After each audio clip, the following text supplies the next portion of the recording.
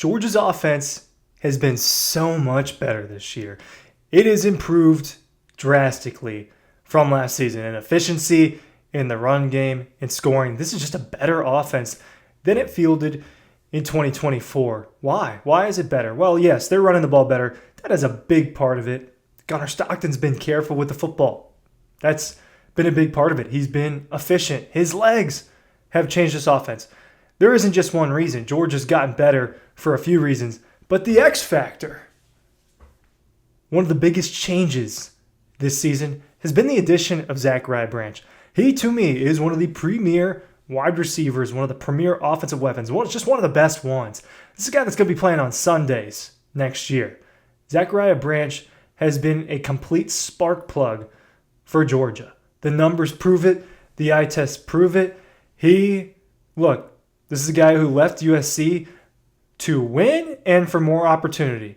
He's accomplished both of those things before this college football playoff even starts. Zachariah Branch has helped change this Georgia Bulldogs offense this season.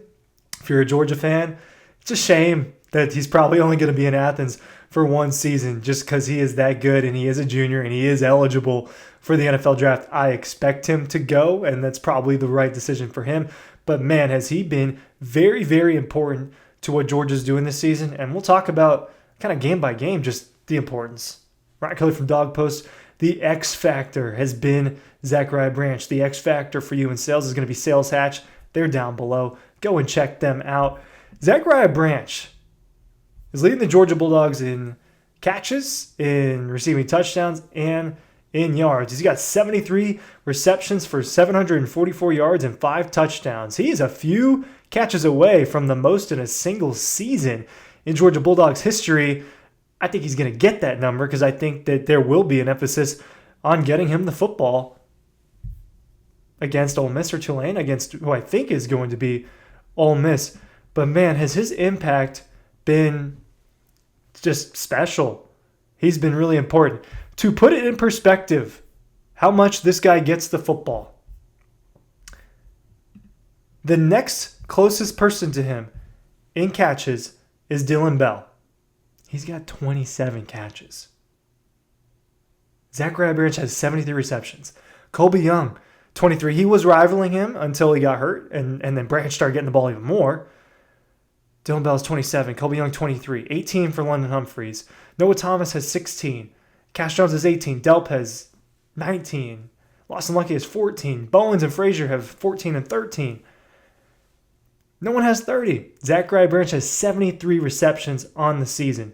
He has been the go-to third down target for Gunnar Stockton. Hey, it's third and Branch is something I saw on Twitter. Third and Branch. When they need a long third down play, Branch is a guy that Gunner's looking at.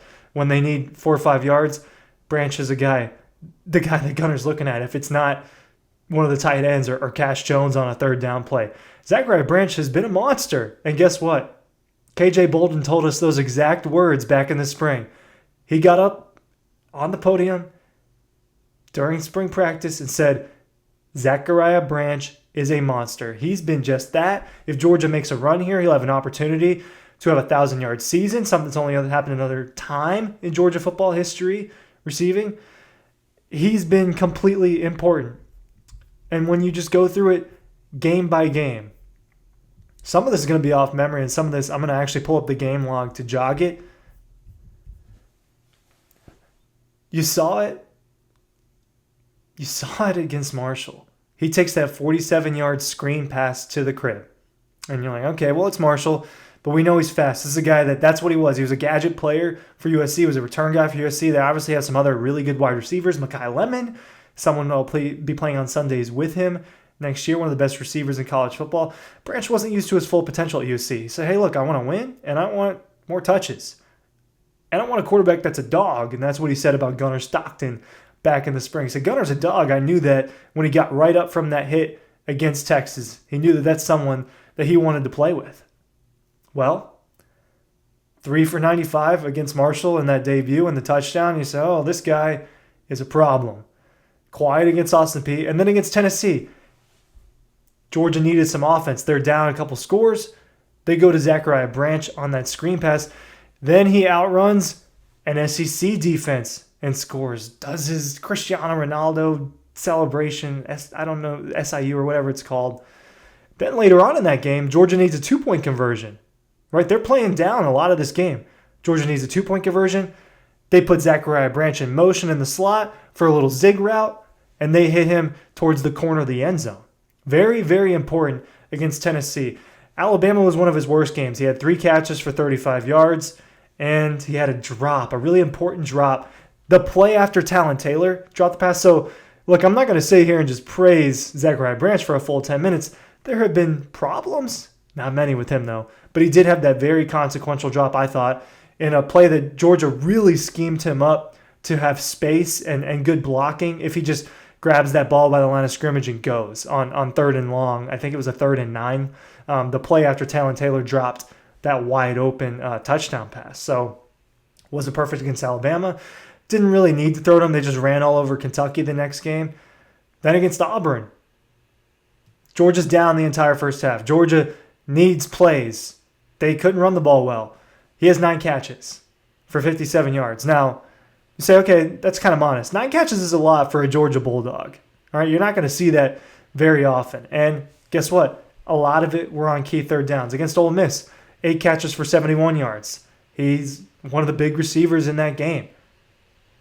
Then against Florida, another game where Georgia's got to gut it out. They had to gut it out against 3 teams in a row. Really, Auburn, Ole Miss, and Florida. They just had to gut it out. Well, down in Jacksonville, he had career highs. 10 catches for 112 yards. He was the 3rd down target. They used him in all sorts of ways. They had him running post-sit routes where he sits in the zone and gets the ball. They had him running zigs. They had him running outs. They had him running all sorts of routes. And Gunnar Stockton was going to him over and over again. He was the trusted receiver. It was the first game without Kobe Young, who was I'm messing that word up. He was competing with Zachariah Branch to be the leading receiver for this football team. Mississippi State, 8 catches, 68 yards, and an easy touchdown. I mean, easy touchdown. So he made an impact out there in what was Georgia's most explosive offensive game of the season, about 600 total yards. Had some nice catches against Texas. Again, 6 catches for 41 yards. Against Charlotte, no big deal, but he did have 4 for 55. He had the sole touchdown of the game, the sole touchdown of the entire game against Georgia Tech.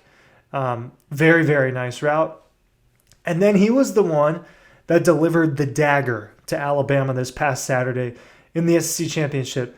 That touchdown is one of the most impressive ones I've seen this season. From a total standpoint with Georgia, Gunnar throwing under pressure, taking the hit, the blocking, the fake by Cash Jones, faking him getting the screen pass and then going and hitting a block.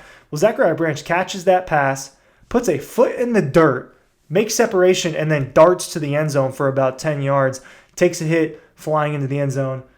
Hell of a play by Zachariah Branch. We've seen him make some pretty serious catches. We've seen him make some pretty serious plays. We talked all season. It will be a mistake if Georgia does not get the ball in this guy's hands because he's one of the, I don't know how many guys there are. Maybe let's say there's like 15 guys in college football. This is just a rough number. They can score from anywhere on the field. Zachariah Branch is one of those people. He's proven it over and over again. He's proven to be the most reliable target for Georgia. He is the biggest transfer portal get Georgia's ever gotten in this recent era. Darion Kendrick from Clemson was very important in 2021 to have as a number 1 corner and a lockdown corner. Trevor Etienne was important to have as another back a year ago. Noah Thomas has been important in moments. This is the biggest transfer portal get they've ever gotten. This is a former 5-star receiver, a former number 1 receiver in that 2023 recruiting class, according to certain outlets. He has been everything Georgia wanted him to be. And he's been a pretty good return man. He's affected the punt game. Georgia hasn't been elite at returning, and they haven't taken one back for a score. He did that against Njide, though. He took one back for a score, and they called it back. I don't remember why. I think they just wanted to get an offensive possession in. But yeah, from a 3rd down standpoint, a sure hand standpoint, an explosive play standpoint, a go-to target standpoint, a special teams standpoint, Zachariah Branch has been what Georgia needed him to be. They needed him to be the spark plug, and they needed him to be the X factor to help turn this offense around. An offense that was really bad last year for the standard that Georgia has set in recent years. And they were missing a Lab McConkey. They were missing a Brock Bowers. They were missing that in 2024. They're not missing that in 2025. They have Zachariah Branch, and he's been one of the best players in college football this season. If you're asking this guy right here, it's been Ryan Curley from Dawg Post. Appreciate you watching. Everything you need is down below. Thank you.